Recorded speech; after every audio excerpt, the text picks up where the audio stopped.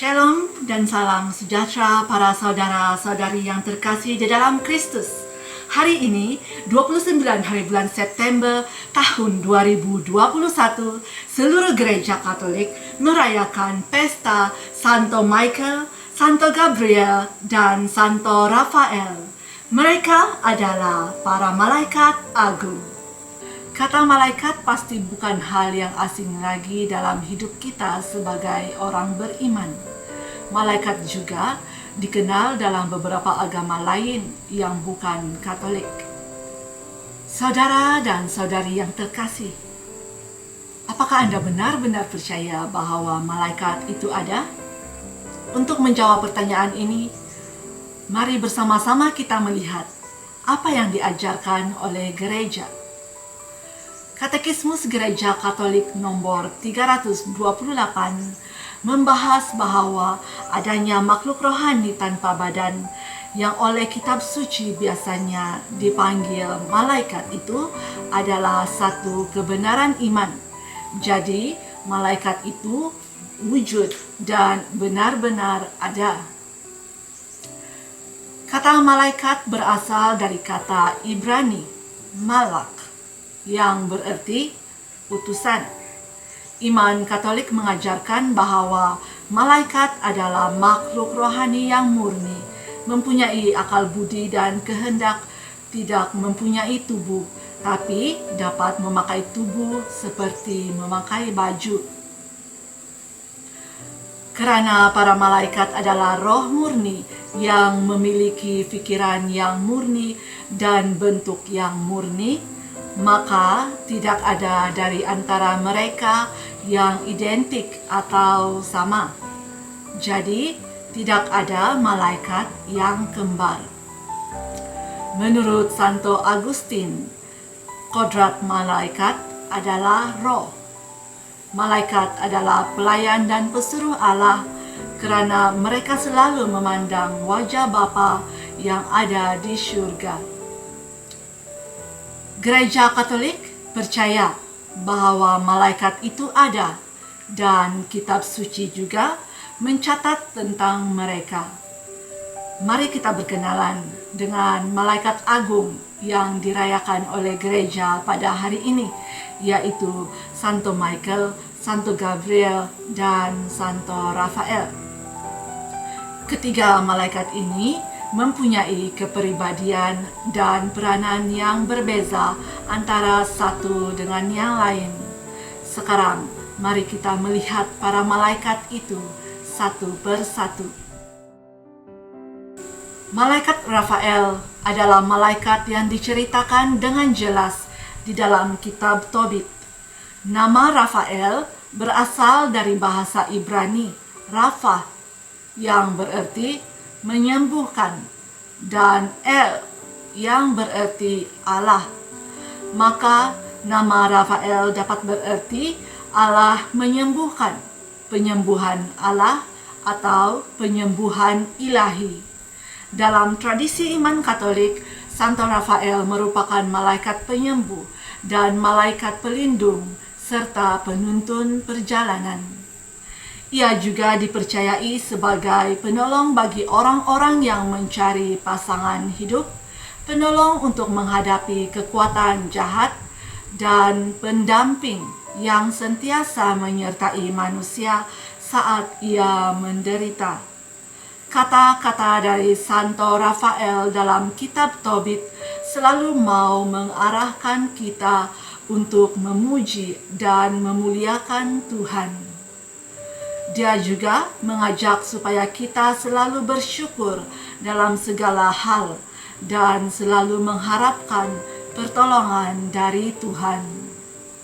Dia juga mengajarkan supaya kita berusaha dan berpasrah kepada Tuhan dalam seluruh kehidupan kita. Santo Rafael juga dikenal sebagai malaikat penyamar karena cara kehadirannya seperti yang dapat kita baca dalam kitab Tobit.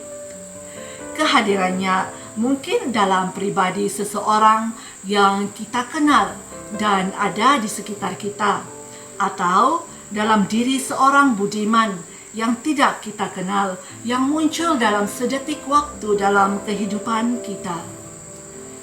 Pernahkah di dalam kehidupan Anda, di saat Anda mengalami kesukaran atau persoalan hidup atau apa saja yang membebani, tiba-tiba seseorang yang tidak disangka-sangka atau tidak Anda kenali datang menghulurkan bantuan dan kemudian orang itu berlalu pergi dan hilang dari kehidupan Anda begitu saja? Itulah tanda kehadiran malaikat di antara kita yang tanpa kita sadari.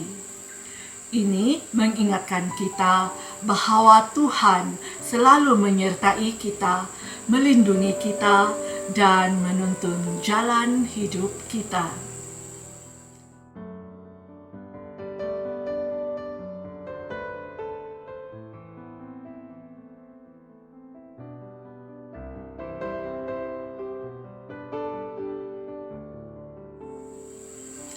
Mari kita berkenalan pula dengan malaikat Gabriel.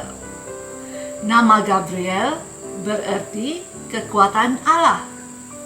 Dalam tradisi iman Katolik, malaikat agung ini dikenal sebagai pembawa kabar gembira keselamatan dari Tuhan kepada manusia. Peranannya sebagai pelayan dan utusan Allah sudah ada sejak Perjanjian Lama, yaitu di dalam kitab Daniel. Manakala dalam Perjanjian Baru, Santo Gabriel tampil sebagai pembawa kabar gembira kepada Zakaria dan memuncak dalam kisah kunjungannya kepada Bonda Maria. Ia adalah malaikat inkarnasi dan juga dikenal sebagai penyembah pertama Sabda Ilahi. Ia memberi penerangan ilahi kepada manusia sehingga pikiran dan hati manusia terbuka untuk memahami dan meyakini kehendak Allah. Karena peranan istimewanya sebagai pewarta kabar baik, maka gereja menghormatinya sebagai pelindung karyawan media massa. Malaikat Gabriel memberi teladan kepada kita supaya bertanggung jawab atas apa yang kita sebarkan di dalam media massa. Kita diajak untuk selalu berhati-hati dan bijaksana untuk berkongsi maklumat. Oleh kerana itu, dalam segala keputusan yang ingin kita lakukan di alam maya ini, sebelum hujung jari ini bekerja, fikir dulu sebelum share.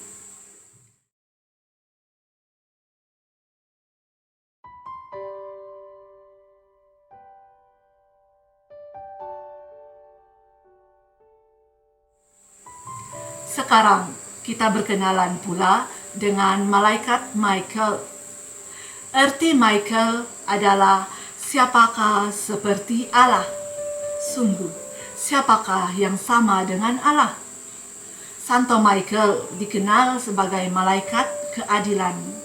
Bangsa Israel memandang Michael sebagai pembela mereka dalam segala penganiayaan, godaan, dan perpecahan. Dia adalah panglima bala tentera syurga, merupakan malaikat pelindung umat Allah, dan dia membantu kita dalam peperangan rohani menghadapi tipu daya iblis. Santo Michael juga dikenal sebagai pelindung orang sakit dan pelindung para prajurit. Dalam kitab Wahyu bab 12 ayat 7 sampai 9 dikisahkan ada peperangan antara malaikat Michael bersama para malaikatnya melawan naga besar yang disebut iblis atau setan itu bersama para pengikutnya. Dalam peperangan tersebut, iblis dikalahkan oleh malaikat Michael, lalu mereka diusir keluar dari syurga dan dilemparkan ke bumi. Dan sampai saat ini, mereka pun selalu mau menyesatkan dunia. Untuk mengetahui kisah yang lebih lengkap, sila baca kitab Wahyu. Santo Michael juga disebut sebagai penerima dan pengawal jiwa orang yang meninggal. Dalam surat Yudas ayat 9 dikisahkan pada waktu Musa meninggal, Samael, si setan, menuntut mayat Musa kerana Musa telah pernah membunuh seorang Mesir dan setan mendakwa Musa adalah pembunuh. Namun Michael membantah tanpa melampaui batas dengan berkata, kiranya Tuhan mengherdik engkau. Kerana hanya Tuhan saja yang mempunyai hak untuk menghakimi manusia.